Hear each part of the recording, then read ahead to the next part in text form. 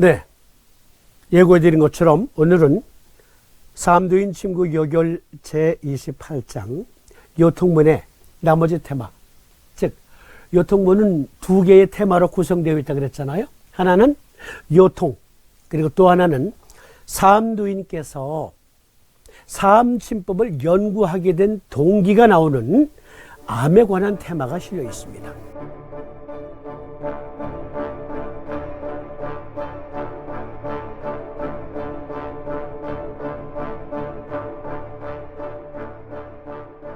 그러니까 요결 제28장 요통문은 삼침법 대주제가 들어있다 하겠습니다.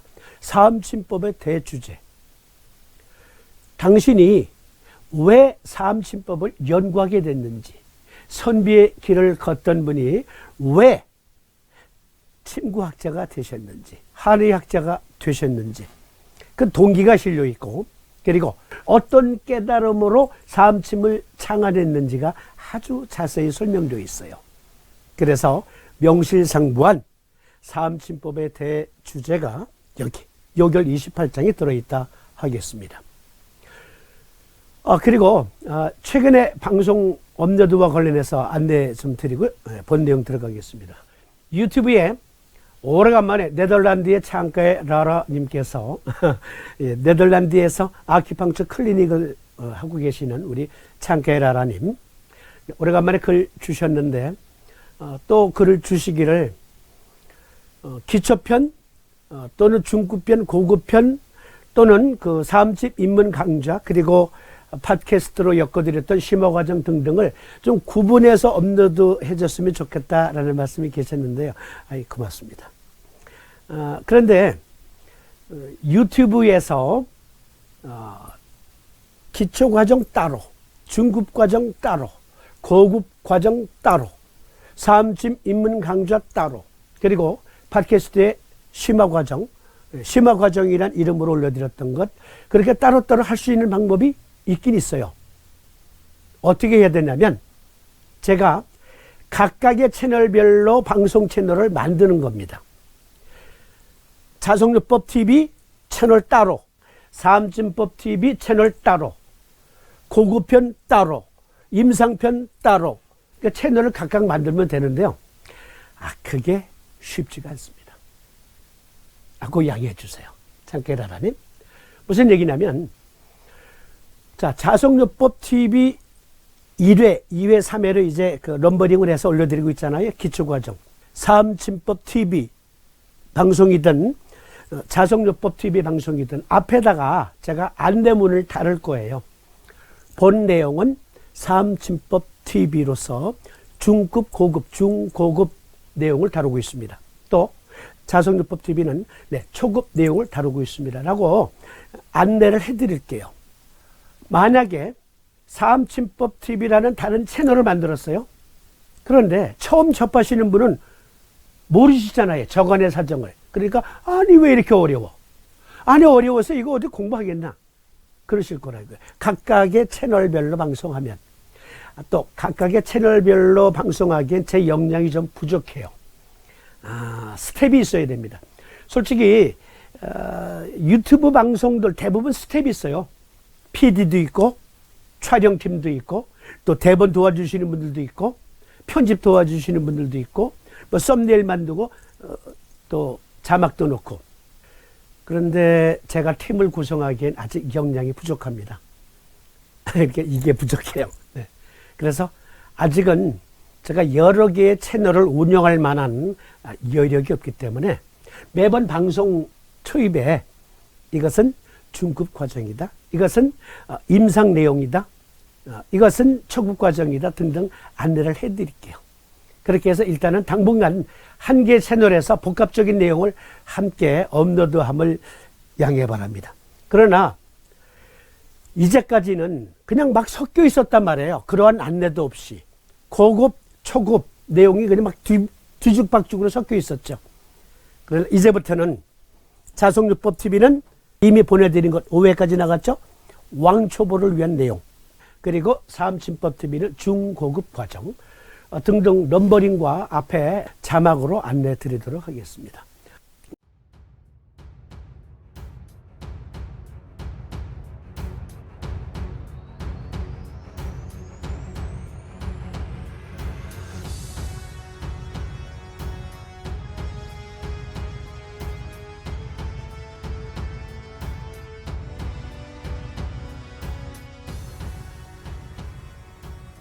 네, 그러면 바로 본 내용 들어갑니다. 먼저 제28장 요통문에 나타난 암의 테마 중에 챕터 1, 암의 원인. 28장 내용을 이해하기 위해서는요, 삼도인의 암 투병기를 이해하기 위해선 이거 일단 필수적으로 아셔야 되거든요. 그러나 여러 번 말씀드린 내용이기 때문에 쉽게 이해할 수 있습니다. 먼저 암에 걸리지 않으려면 어떻게 해야 되는가? 서의학적 모범 답안을 소개해 드립니다. 네, 여기에는 10가지 항목이 소개되고 있는데요. 각자 한번 체크해 보세요. 나는 몇 개 해당되는가? 첫째, 스탑 스모킹. 담배를 끊으면 암에 걸릴 확률이 상당히 줄어든답니다. 두 번째, drink less alcohol. 술을 적게 마시거나 끊으면 암에 걸릴 확률이 확 줄어든답니다. 아유, 근데 어쩌죠? 저는 1, 2, 3위 중에 첫 번째, 두 번째 완전히 해당되는데 큰일 났습니다. 세 번째, eat a healthy, balanced diet. 즉, 균형 잡힌 식단. 균형 잡힌 식단. 네 번째는 체중을 줄여라. 체중을 적절한 수준으로 줄이는 거예요. 그리고 다섯 번째, 네, 운동을 해라. 운동. 자기의 체력에 맞는, 걸맞는 운동을 꾸준히, 습관적으로 하라. 여섯 번째, 이게 상당히 중요합니다. 그러니까 이제부터는 햇빛이 따가운 계절이 돌아오기 시작하는데, 외출하실 때 선크림 바르시는 거 잊지 마세요. 네. 자외선으로부터 피부를 보호하라. 일곱 번째, 감염성 질환에 주의하고, 그리고 필요하다면 때때로 백신을 맞아라. 여덟 번째, 여성분들 잘 들어주세요. 남성도 해당이 됩니다. 제 나이 또래 되시는 분들은 아셔요. 옛날에 남성 대포라는 게 있었고요, 여성 대포라는 게 있었습니다. 제 기억으로는 한독 약품에서 생산한 호르몬제가 남성 호르몬제, 여성 호르몬제 이름이 대포였어요. 대포. 그래서 대포 주사 맞으러 다니는 중년인들이 많았습니다. 제 어릴 때 기억으로는. 그런데요, 여성 대포는 뭐냐면 여성 호르몬이에요. 특히 갱년기 이후의 여성 호르몬제. 암의 원인 중에 하나이므로 그거 맞지 마라. 호르몬 치료 받지 마라. 아홉 번째, 직업적으로 암에 걸릴 환경에 쉽게 노출이 되는 그러한 상황이 있을 수 있잖아요. 직업군으로. 그러니까 암에 걸릴 수 있는 환경을 피해라. 할 수만 있다면. 열 번째, 수시로 건강 유무를 체크하라. 필요하다면 건강검진도 받고. 이 10가지 수칙을 일단 잘 지키면 암에 노출될 확률이 적답니다. 그런데 역시 이것도 토론한 내용인데요. 이 두 사람의 경우를 봅시다.